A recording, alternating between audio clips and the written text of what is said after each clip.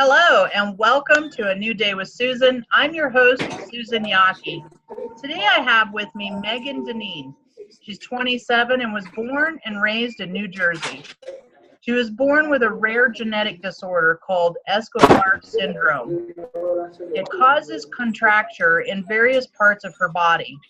And despite all of the challenges she has overcome, and it's never stopped her from achieving her goals. She graduated with a BA in psychology in 2014, and now currently a consultant at an adult daycare program for ages 21 and over. She speaks to about 15 students on various topics. She teaches them mainly on how to cope with their frustrations living with a disability. So today I'd like to welcome you to my show, Megan, and thank you so much for being here. Of course. Thank you. So tell me more about this disease. You said you were born with it. What is it, and what's it like living with it? It's a very rare disorder. It's hereditary, a chromosomal disorder that both parents have to have the chromosome, the gene, in order for the child to get diagnosed with it. Basically, it affects your range of motion and causes multiple contractures in different parts of my body. Like, I can only bend my knees about 90 degrees. I can't straighten them fully because of the deep built-up webbing in my legs. I also have them in my left fingers and my neck, and some of them that affects my mobility to open my mouth wide enough, full range. It can also cause restricted lung function and short stature, which I definitely have. I'm only 4'1". Wow. And 70 pounds. Wow. I also have lordosis. It's like the opposite of scoliosis, but it's a curvature in the lower part of your spine, which was from birth. I also, which isn't correlated with my disorder, I have epilepsy. But the interesting part is I have the type that's called the non-psychogenic type, which they're not epileptic, that aren't from the brain. There's no abnormal activity. It's caused by how your body reacts from stressors and anxiety throughout your life. Yeah. It's a habit your body formed through the years. Yeah. So, medicine wouldn't do anything because they're not seizures. Most patients, which I do now, is I see a type of therapist called cognitive behavioral therapy, which she's teaching me how to become aware of my emotions and learn how to cope with them. Yeah. And instead of just ignoring them and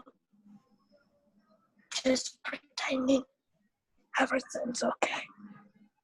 Because I tend to just not think about this, what's going on, the struggles and the daily issues I have to deal with on a day-to-day basis, because it's not going to help me. It's not going to change. So, and feeling bad for myself isn't going to get me anywhere in life. So I've always had the gift to be able to have a positive outlook. I have faith that in time, everything will work out. You just can't give up. Yeah. And that's what I teach the students I talk to, because they're more severe and limited to me. And they don't, understandably, they don't, have so much built up anger and frustration they've held in for so long. Yeah. And now it's all of a sudden just coming out. Yeah. They can't hold it in anymore.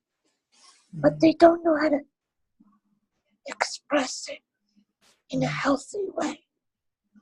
A lot of them hurt themselves, like go crazy, ballistic, like say horrible things about themselves. And my friend with cerebral palsy, her mother told the school, recommended them to ask me to come in because I've been such a good advocate for her daughter.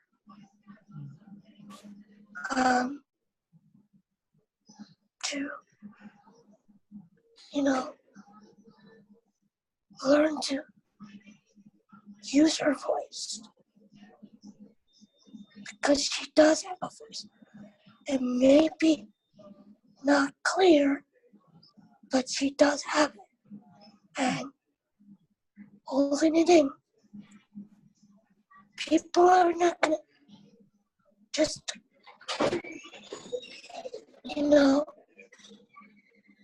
screaming and having an argument.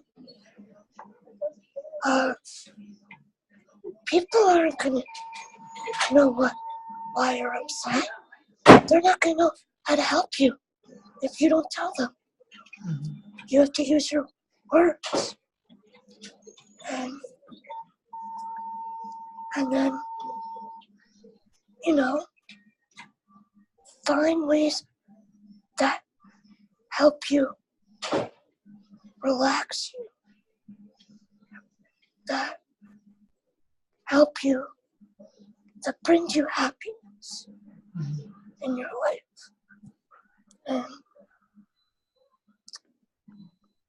And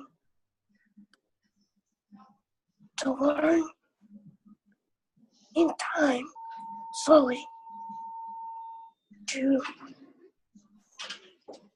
know and think that no matter what limitation you have or the severity, you are capable of anything you put your mind to. But it's your choice if you want to put the effort into it. No one else could do that for you but you. Yeah. You really make a lot of great points, especially when you were talking about limitations and our emotional state of mind and expressing our needs. Um, it is all about the mindset, really. Like, it's what we're thinking about. And if you're not expressing that, I know for myself, and I'm not disabled. I even have experienced times in my life, because of the way I grew up, I did not learn how to communicate my needs. So it's only been like 4 years ago that I learned, oh my gosh, I have needs. But the way I was expressing it was through irritation, getting angry, getting upset, like a little 4-year-old throwing a tantrum to get their needs met. So it's really great that you're pointing to that, because you and I are no different. It's our minds. We just have different physical things going on. Yeah. And I don't think they realize is what I tell them. Everybody has a disability.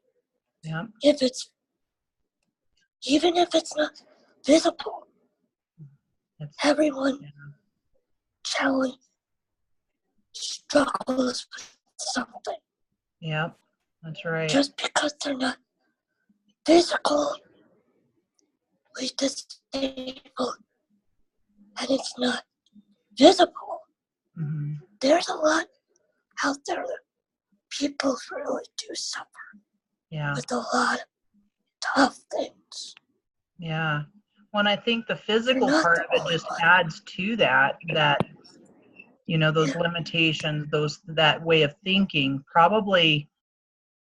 So at what point in your life did you just, because it sounds like what happened was you accepted, this is my life?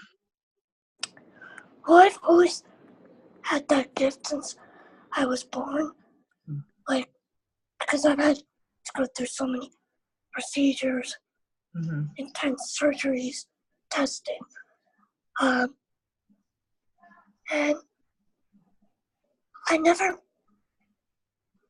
I've always had the strength and I didn't get scared. I didn't get down. I just pushed through it. And a lot of it, I know not everyone believes in this, but is my strong faith in God. Yes. And knowing that how much He already has done for me, I know He's going to be there. But He's by my side. Nice. And I'm safe. Yeah, that's beautiful. And I've heard many stories where people have dealt with cancer or different kinds of diseases, and they always talk about their strength in God. And yeah. So when was it that you realized you could make a difference for other people, or is that something that you've always done as well?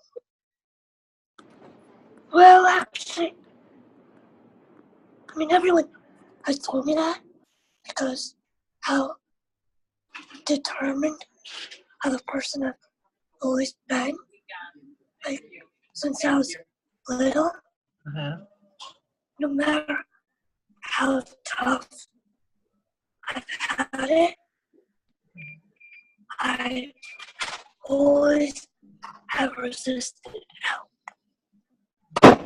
And I could do it on my own. I eventually do accomplish it and do it by myself. Yeah. And, like, for instance, my parents it didn't cross their minds for me to go to college. They didn't, because I have a learning disability. And I was in special ed all through my, years of school, through high school. They never thought I would be able to,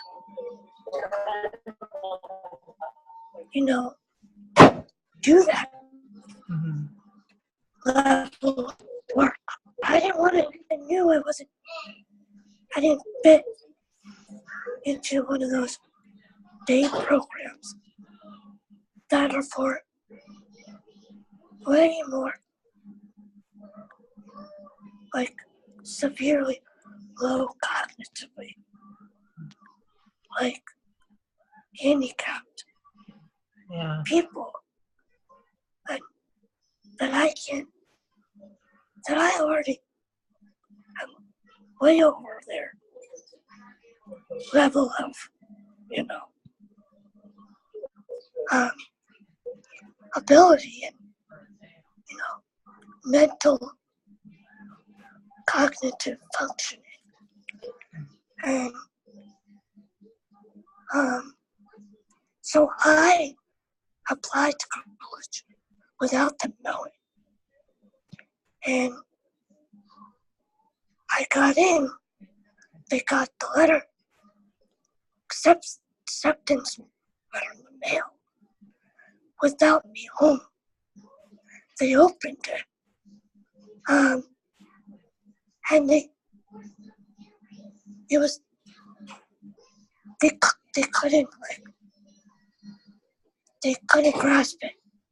Like, it was like an out-of-body experience for them. That I actually,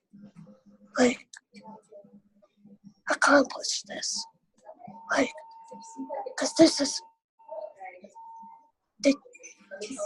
fortunately, that was nowhere near possible for me. Yeah. And on top of that, I got a $16,000 merit scholarship award. Wow. And an entrance into the education program. So, which I wasn't expecting. That was a surprise for me. The fact that I got in was a lot, made me, happy enough, and made my work, and I lived on campus, which I fought my parents about that, because they were skeptical about me being on my own, but I told them, because they always tell me, if you wanted to accomplish something and be more independent, you have to work for it and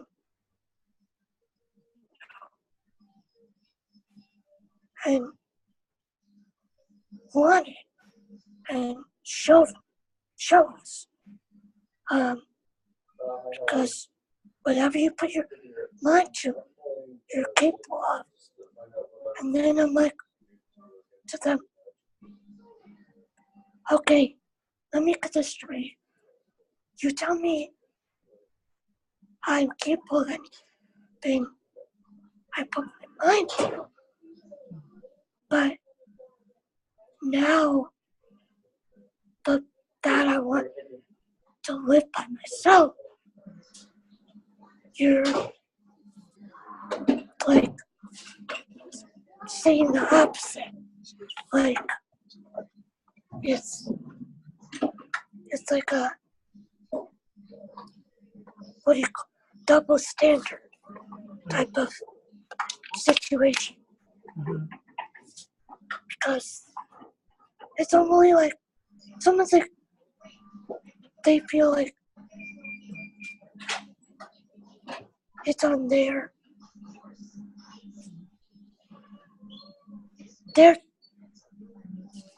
definition of independence for me. Because they never thought of it. Ever be able to live by myself, take care of myself. I used to be wheelchair bound. Doctor told me I would never be able to walk again. And 2 years later, I started walking. Wow. Yeah. That's awesome. And I'm married now. I met someone online almost 6 years. Christian Mingle. He's from Massachusetts. And I was very honest on my profile because I don't want them meeting me and then seeing I'm handicapped and then like just all of a sudden wanted to automatically reject it.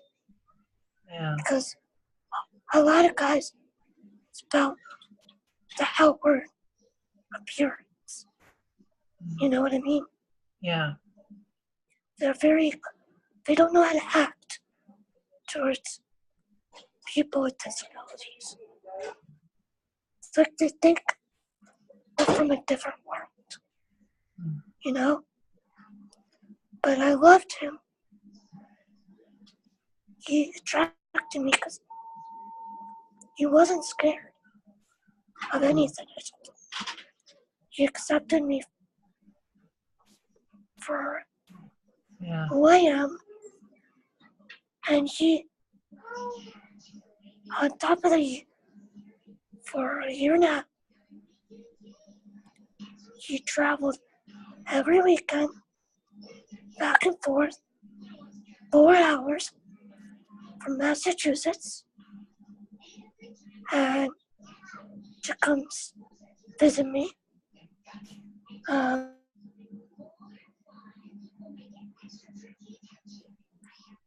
Here for me, and then we eventually got married. And it's almost 3 in October. We have our own house now. I mean, it's been quite the journey.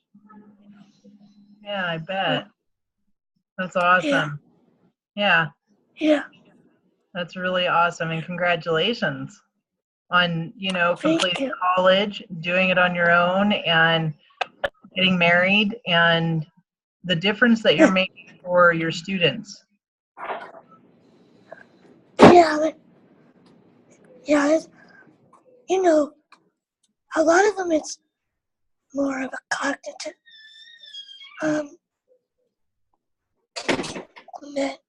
mental disabilities.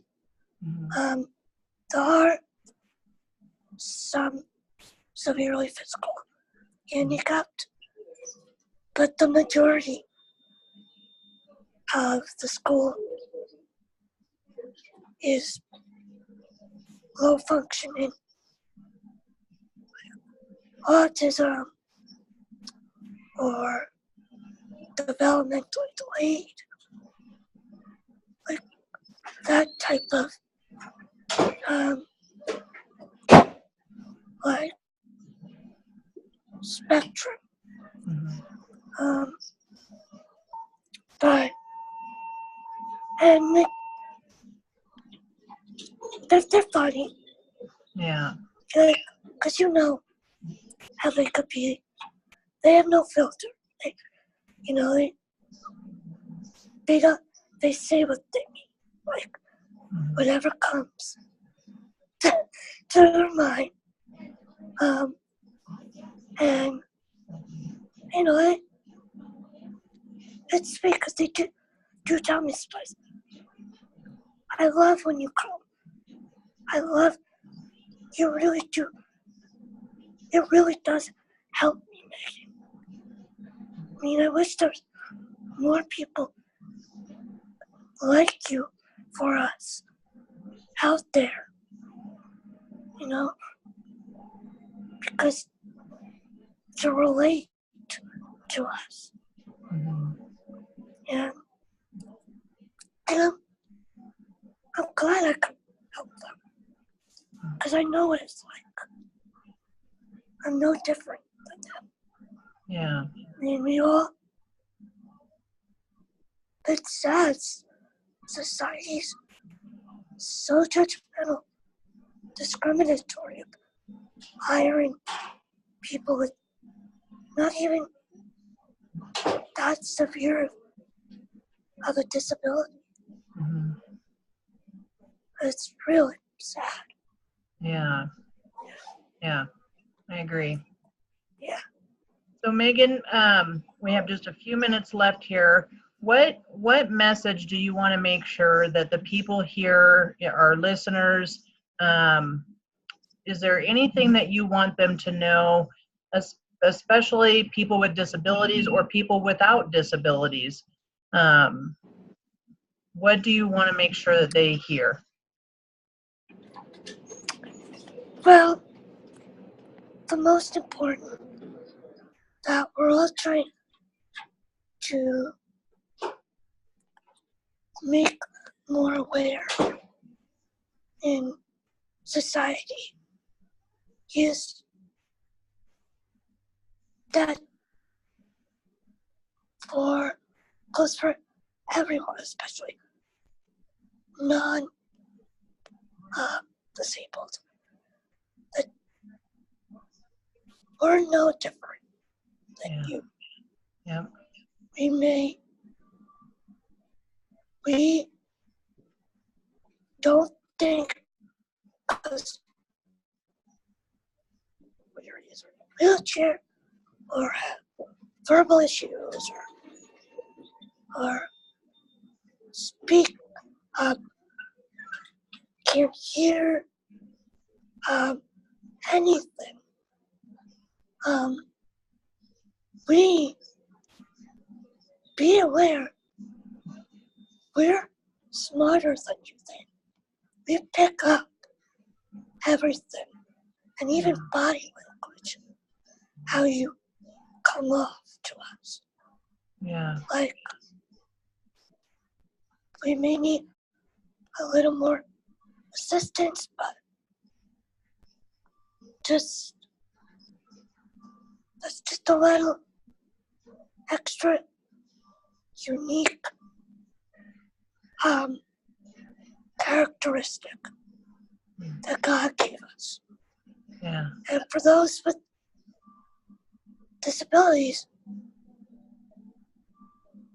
don't look down on yourself. You know, like I've always, there's always a saying, the word disability Yeah. doesn't mean, instead of disability, take the dis and see it and put it, look at it as ability. Yeah. Take out the dis out of it. Because that's what truly means. Yeah. No. We all have strengths and can accomplish anything we want to in the world. Because we all have we're all put on this earth for a reason. We have a purpose here. Yeah. We just have to search for it. It may take longer than others, but you have to want to put the work towards finding that. Yeah. You know? Yeah. But nothing's impossible. That's right. Find the gift in Yeah. your ability. Yes. Yeah. Awesome. Well, Megan, thank you so much for being on the show today. And if anybody wants to connect with Megan, ask questions or learn more, I will be posting above in the link on my or on my Facebook page, I should say, at A New Day with Susan, and you can connect with Megan. And again, Megan, thank you so much for being here today and for your sharing. Of course. Thank you. I really enjoyed it. Thank you. All right. I will Thank you.